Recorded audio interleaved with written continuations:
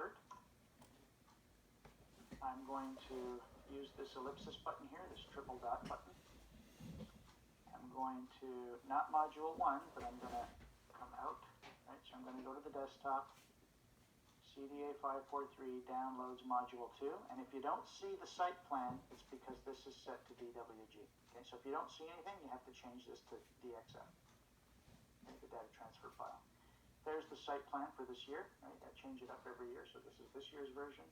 Site plan 2020, say open, and then once it comes up, you want to do a couple of things. Whoops. You want to turn this off. You want to insert it at 0, 0, 0. You want the scale to be 1 across the board, and you want the rotation angle to be 0. That's standard practice in industry. Okay? And when you bring it in, you can on the fly during the insert command is exploded. Okay? So everything should be off except the last setting. And then you can go up to the file and double click, and we'll insert it into the drawing. Okay. You can close this. If you don't see anything, Z, enter, E for extents, enter, and you should see this. And you can kind of see the shape looks familiar, right? You can see the bounding road that goes all the way around the 4 sides is the same shape as the topo. Okay. So it is geo-referenced. It is related to the topo that you were given. So now if you go to your grade center and you look at the column called site, you'll see a letter. A, B, C, D, E, F, G, H. Okay. Is the DXS already? Yes, it should be. Okay. And we'll be able to demonstrate that later. Okay. When it comes in, it should come in. We're going to check a couple of things, but I'm pretty sure it is. But that's a good question, Stephen. If you're not sure, open it and do what we did last time. Right? I'm pretty sure I left it in metric. So now, if you know what site letter you are, Stephen, I'll pick on you. What site letter were you given? A, B, C, D, E, F, G, H. What letter were you given? Go to grade book. F. So you're site F. So if you zoom in, you'll see the street names.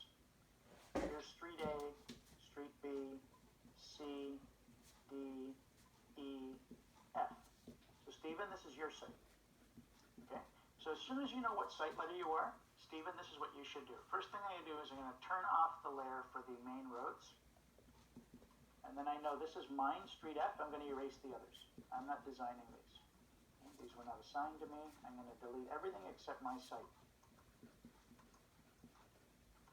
Okay, so there's street F, and if I turn everything back on, there, that's it. That's the project for you, Steve. Okay, so whatever site letter you were assigned, that's the one that you should keep. Erase the others, just like the topo CSV file. If it's not assigned to you, get rid of it. Okay, and that's what I want you to do next. Okay, so I'm just going to bring all of these back. All right, if I'm site letter G, that's my site. I erase everything but G, and that's my responsibility now. These are not about me. Somebody else is doing those. So that's site G. Turn everything back on, and that's what you should see. Okay. So find out what letter you were assigned, and again, make sure you use the letter that you were assigned, because later, when I'm going to be marking stuff, what you should create and produce is related to which site letter and topo number you were given. So if you don't use the right site or you don't use the right topo, you're going to produce data that's going to be different than what I'm looking for, and you're going to get stuff wrong. Okay, so you have to make sure that you use the information that's provided to you specifically.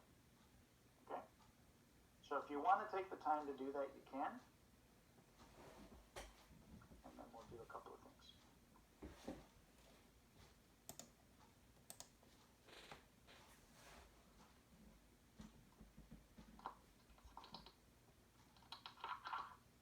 I'm just going to, I'll be right back. Just going to turn off some noise. Just a second.